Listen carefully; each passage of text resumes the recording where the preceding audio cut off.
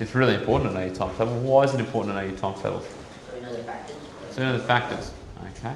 It's also a skill set that you'll need going into the rest of your life, being able to do multiplication without a calculator. The problem with needing a calculator for this stuff is, yes, you have a calculator in an exam. What's the problem with needing a calculator to find your factors? You become reliant on it, and also, which is quicker? Doing it in your head, correct? So you need to be able to freshen up with your times tables and know what factors are. And know factors that are for particularly our 1 to 12. Okay, if it gets beyond 12, it's not as important, but you need to know your 12 times tables so you can reverse engineer your factors. Now, I'm aware that we had work experience last week, so there's a couple of students that didn't see what we did last week, so I thought I'd take a bit of time to recap. Also, I'd point out that when you're on work experience, what's the expectation? Work hard. To get the work we did. Yep, keep up with the work that we did. If only your teacher, like, I don't know, filmed 5 to 10 minute segments of their lesson, put them on like a public forum where you could possibly view them, update the Google Classroom so you knew what was going on in the class. So if you potentially have forgotten about those options, then they're available to you, and I strongly suggest you at least watch the videos, because I've picked 5 to 10 minutes per lesson. What do you reckon the 5 to 10 minutes would be? The most or the least important part of the lesson? So if you were going to spend 15 minutes catching up, I'd spend 5 minutes watching each lesson's YouTube video. Sweet? As far as what we did last lesson, we looked at, or last week, we looked at 2 concepts. Factorizing and quadratics took up most of the week, and then we looked a little bit at null factor law at the end. Factorizing, what does factorizing mean?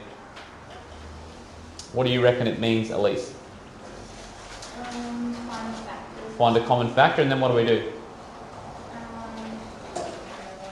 So if I had 2x plus 4, what do I do with my factor? What's the factor? 2. 2 is my factor. What can I do with that factor? Pull it at the front, correct? And we put it at the front of the brackets. So factorizing quadratics, we have 2 sets of brackets, correct? A reminder, step 1, what do?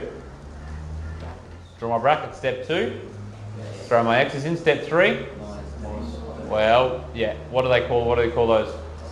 Signs or operations. Cool. So you're right, your thinking's right, just your language needs a bit of work.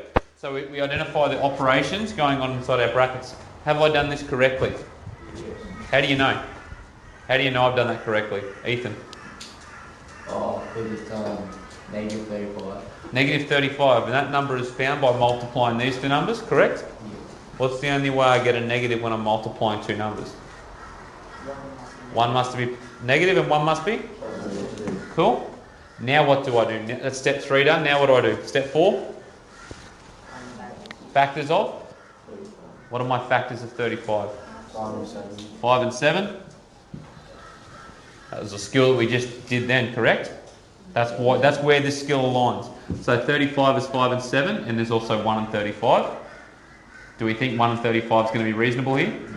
Because we'd expect this number to be really big, wouldn't we? So because it's separated by 2, we know that the factors we want are 5 and 7. Which one's positive? The bigger one or the smaller one?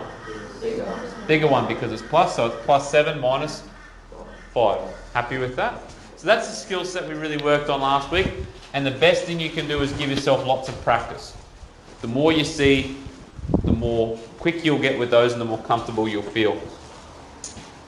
The null factor law is a fancy way of saying that anything times 0 is? 0. We just like to add cool words.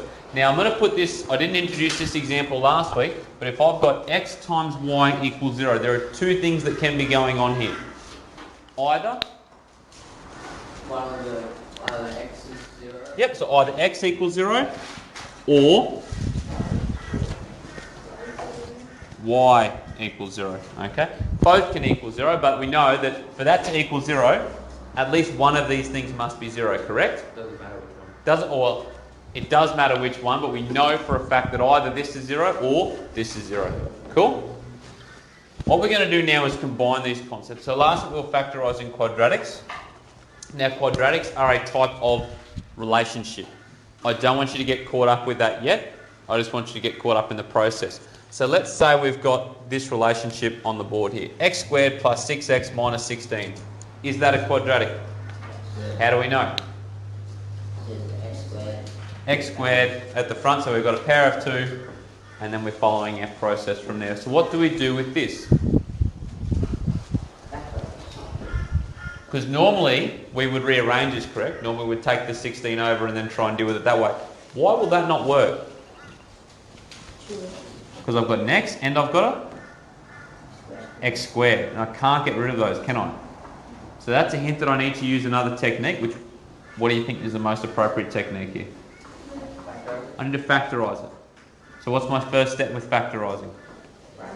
Brackets. Second step? What was that, sorry, Harry? Put my x's in. Third step, Dylan. The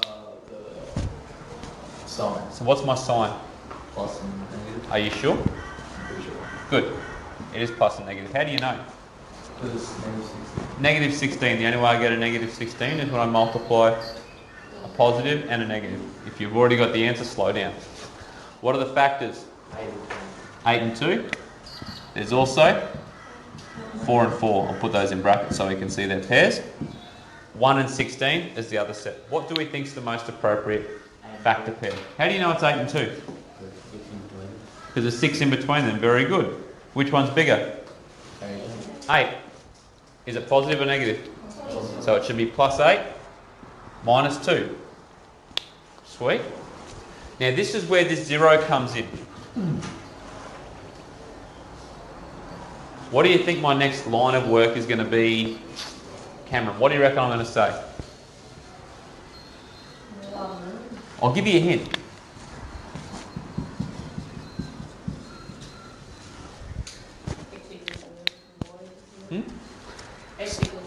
Well, why don't we... I shouldn't use x, let's use m. M, some other variable, not x.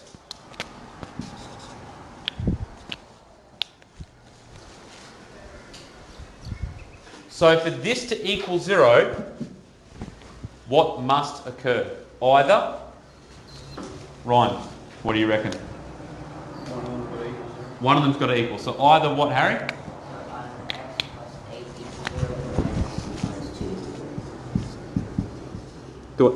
Do I need my brackets anymore for that? So I can drop those brackets. Either x plus 8 equals 0 or x minus...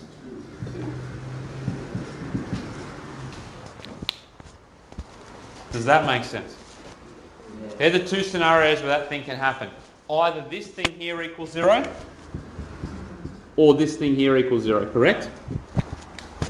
So what values of x make that equal 0? What do I do now? Starts with R. Rearrange. What do I do here? Take A. So I've got x equals or x equals positive 2. So at x equals 2 and x equals negative 8, I know this function equals 0. Are we happy with that? That's combining two things that we already know to help us find something else out. Again, I will show you where this matters as far as sketching and that sort of thing, but right now I just want us to practice that skill. I'll talk about the context once we get through that. So what I want you to do for the last 10 minutes or so is we're going to do exercise 5F, question 3, and you're going to do all of it.